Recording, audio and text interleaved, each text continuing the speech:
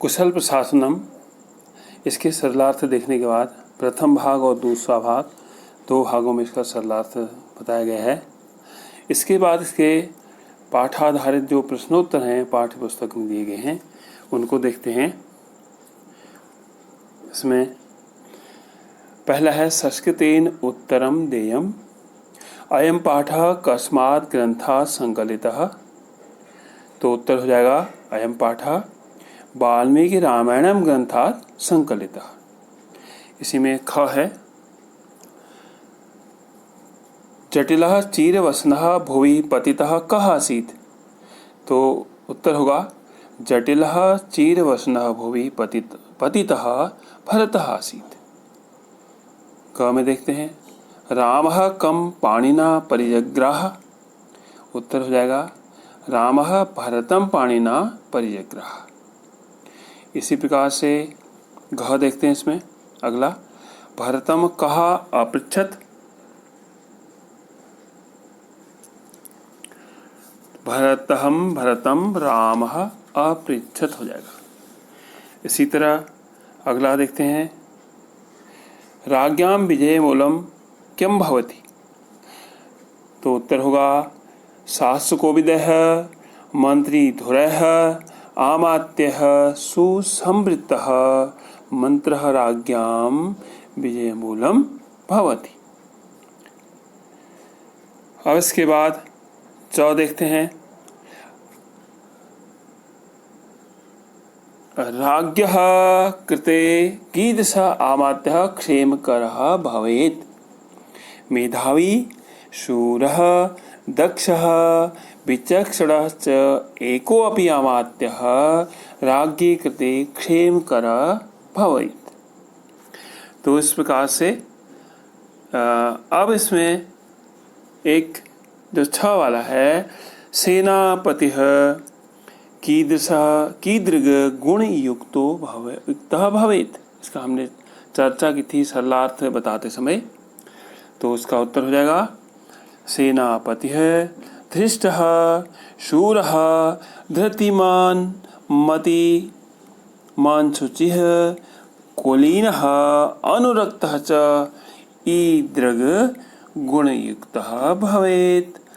अब देखते हैं इसके बाद अगला देखते हैं फिर बलेभ्यः यथा कालम किम दातव्यम।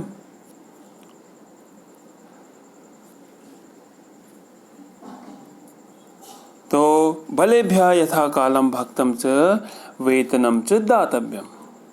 इसी प्रकार फिर झ वाला प्रश्न है कि मंत्रः कीदृशः भवति। तो इसका उत्तर हो जाएगा मंत्रः कीदृशः भवति।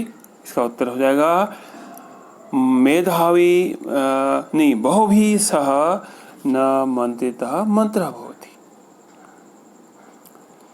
फिर उसके बाद अगला हम प्रश्न देखते हैं। इसी में जो अंतिम है मेधावी आमात्यः राजानम काम प्रापेत। तो उत्तर हो जाएगा मेधावी आमात्यः राजानम महतीं श्रियं प्रापेत। अब इसके बाद प्रश्न संख्या 2 देखते हैं रिक्त स्थान पूर्ति क्रीताम। इसमें रिक्त स्थान भरने हैं। इनमें जो लाइनें दी हैं ये आपकी पाठ्य पुस्तक में हैं, उसमें से देख के भी आप आराम से भर सकते हैं। रामः दुर्दर्शम युगान्ते, फिर आएगा भास्करम यथा। फिर इसी में अगला देखते हैं अंके, फिर आएगा भरतम आरोप्य रामः सादरम परिपृच्छत्। फिर रिक्त स्थान का गौ देखते हैं कच्चित काले अबुद्धि से।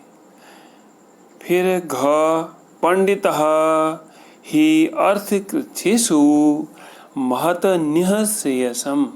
महत निःश्रेयसम आ जाएगा रिक्त स्थान पर कुर्यात। फिर ङ देखते हैं श्रेष्ठान श्रेष्ठेषु कच्चित एवं कर्मसु नियोजयसि। कर्मसु आ जाएगा इसमें रिक्त स्थान में। अब इसके बाद तीसरा प्रश्न है सप्रसंग मातृभाषया व्याख्यायितां मंत्रो विजय मूलम ही राज्ञां भवति राघव और कच्चिते मंत्रितो मंत्रो राष्ट्रम न परिधावती।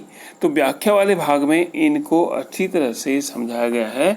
इसके लिए आप इसमें इसका सरलार्थ वाला भाग देखेंगे।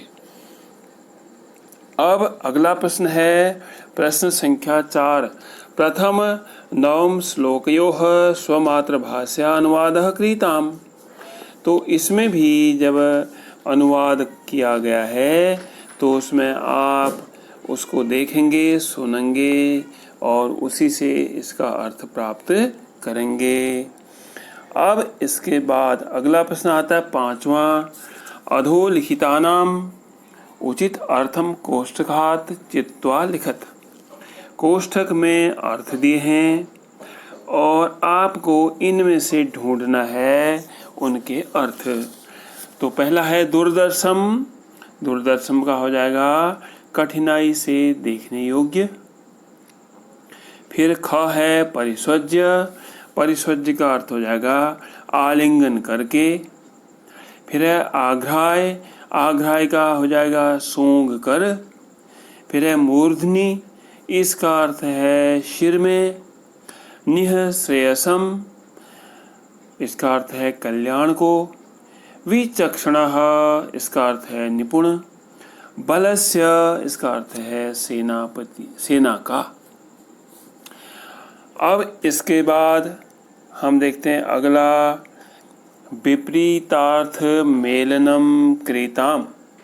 तो इसमें जो है विलोम शब्द करने हैं। पहला दिया इनको मिलान करना है सही ढंग से। दे रखा है इसमें एक का बहु हो गया, क्षिप्रम का स्नेह हो गया, पंडितः का मूर्ख हो गया, महत का लघु हो गया। अब इसके बाद जो हमारा अगला प्रश्न है प्रश्न संख्या 7 है। संधि विच्छेदः क्रियताम्। संधि विच्छेद करने हैं। इसमें कुलीनश्च कुलीनः धनच उदाहरण दे रखा है आपको। फिर है भृत्याश्च। तो भृत्याश्च का जो संधि विच्छेद होगा भृत्याः धनच होगा। उसके बाद फिर है अगला धृष्टश्च। तो धृष्टश्च का हो जाएगा धृष्टः धनच। ऐसे ही अनुरक्तश्च अनुरक्तः धनच। इसी प्रकार शूरश्च शूरः धनच। तो उसके बाद अब 8वां प्रश्न आता है। 8वां प्रश्न में है अधोलिखितेषु शब्देषु प्रकृतिम प्रत्ययम च पृथक् कुरु।